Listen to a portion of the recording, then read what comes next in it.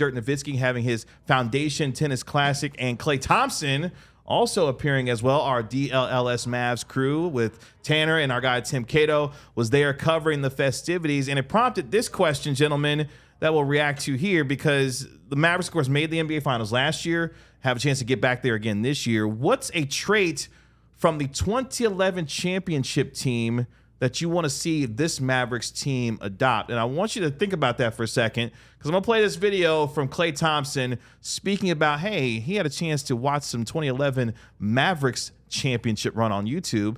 Here's why our guy Tim Cato, who asked the question, said he watched it.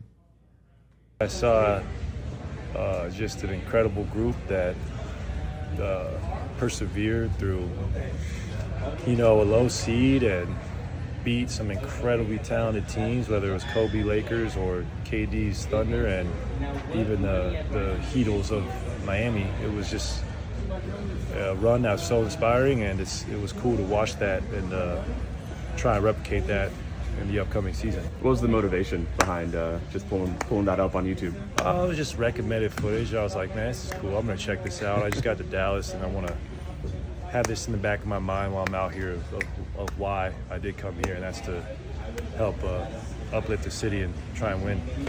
There's no greater feeling, especially as a sportsman. So Klay Thompson, some recommended watching, and decided, hey, I'm going to take in the Mavericks 2011 YouTube run, and he did. But that prompted that question when it came Horrific question, by the way. Thank you. I appreciate that. As it came I was saying up, mine. What do you mean, thank you? My bad. I thought you were talking about the question I came up with. That's right. You are question and answer guy. That's my bad. On behalf of DLLS, thank you. Thank you. Exactly. That is my bad. Tim's question was fantastic. No, horrific. Your question is good, though. Thank you. I appreciate the affirmation. Thank you so go much. ahead. No. But the question being, what's a trait from that 2011 Mavericks championship team that you want this current team to adopt going into this year and beyond? The 2011 championship team, you don't win titles by accident. You got to win a lot of games in order to win a championship, and a lot of those games are going to be played at home. And Dallas, during that run to the 2011 title, opening round against Portland, 3-0 at home. Second round against the Lakers, 2-0 at home. Western Conference Finals against the Thunder, 2-1 at home. Finals against Miami, 2-1 at home.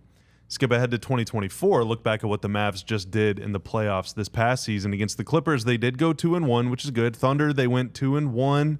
Wolves, they went 1-1. Celtics, 1-1. Yeah. You got to win these home games. Now, Dallas was able to play really, really good basketball through the first 3 rounds on the road. They did not drop many games at all away from home, which is important because they started all these series on the road. But, man, you've got to protect your home court. During the regular season last year, the Mavs just 25-16, which compared to a lot of the teams that finished ahead and around them in the standings is very poor. You have to win closer to 75% of your games. You want to try and win 30 home games per season out of the 41 you play. And the Mavs just they didn't do that. So you got to protect your home court. Got to protect your home court. I like that. Winning at home is it's good. It's not like a bit. It's super important. Yeah. Especially this year, if the Mavs are going to be a top 4 team, they're going to play game 1 at home. And it's a lot easier to win series after winning game 1, I would love if this year's Mavs replicated the championship team in the sense that they should go higher, go sign Corey Brewer. Oh, wow. Okay. Yeah. Yeah. But beyond that, so do you know who the net rating leader, the on-off leader in the postseason was that run for the Mavericks? JJ Barea. I was going to say JJ Barea. Yeah? It was Jason Terry, in fact. Oh, really? But Okay, that that makes leads sense. right down my same line of thinking, which is I think it'd be awesome if this year's team just had a devastating bench. Just a bench that's going to add 5 points to your lead, to start the first few minutes of every second quarter. I think that's a really important thing. I think that could be really important in the postseason. I think as we look at the starting 5, I don't think that I would say, the Mavericks clearly have a better starting 5 than the Boston Celtics or the Oklahoma City Thunder. But they do have all this, depth that we keep talking about. They have all this talent.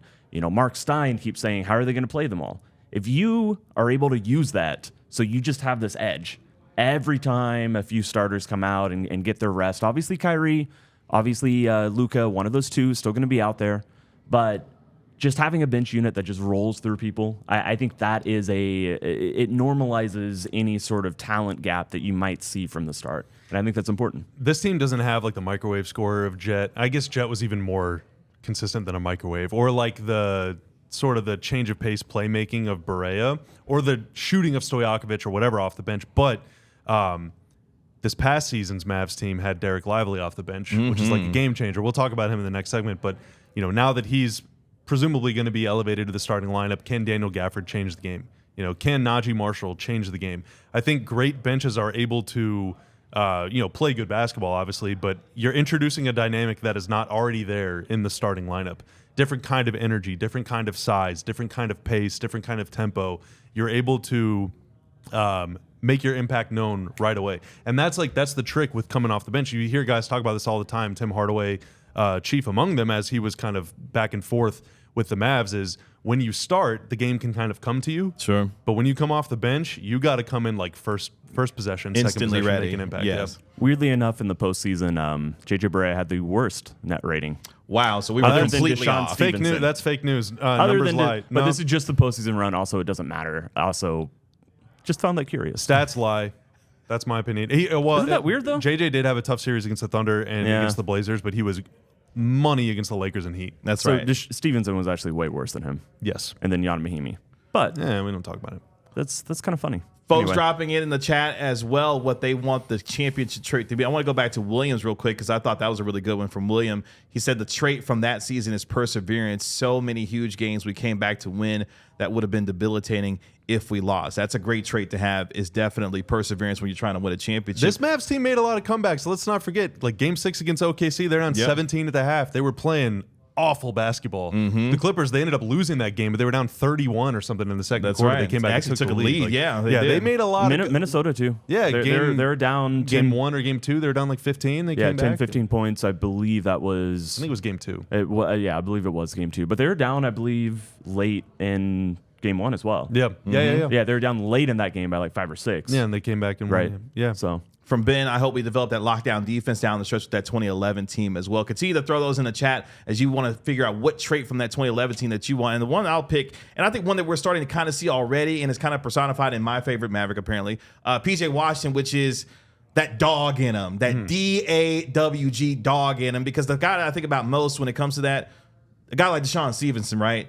A guy that was not going to take any frill from anyone else, was a tough, hard-nosed player, but also gave you that extra oomph and presence when he was able to have that impact on the game. And I think the Mavericks have some of that in a guy like PJ Washington, but collectively as a team. And I think that honestly kind of starts with Luka Doncic as well. The mentality and the approach that he goes every game with and attacking folks. That kind of dog in the Mavericks, I think, is something that they have somewhat in them already, but now it becomes full-fledged grown man dog this year. And I know that's not your hard-hitting analysis that you may be looking for, but it's a trait that I think that every good championship team has when they're trying to make a run toward the NBA Finals. You might not see that every night, but it will pop up. It's important that it comes from players that aren't just Luka, because Luka is, and it's impossible for everybody to be on for 82 nights a year. But one of Luka's flaws that we talk about is some nights he just is like, meh. Like he just isn't, he's not locked in like a psychotic maniac that he is. But you have somebody else that's going to not take any, that's going to stare at the Clippers like this. Like that can galvanize everybody. you'll get that from Lively, from Gafford, from PJ, from Najee. Like there are players to provide this. I think this team is on track to provide that. But I agree, it's important. One last thing that I do want to say. Sure. I would have said this had they not just gone on a run to the finals last year, but one big missing piece from this Mavs team as recently as last season was a lot of playoff experience. This Mavs team had one playoff run in the Luka era before this past year. Kyrie obviously has won a championship and has played a lot of postseason basketball. Now you add Klay, and he's played even more. A lot of the guys just went to the finals. So this will still be the first playoff run for some players, but I think pretty much everybody has been to the postseason at least once. And that matters a whole lot. It's not going to be anybody's first time anymore. Yeah, that experience is going to be extremely valuable for this team, not just so that they approach night to night, but also going into the playoffs.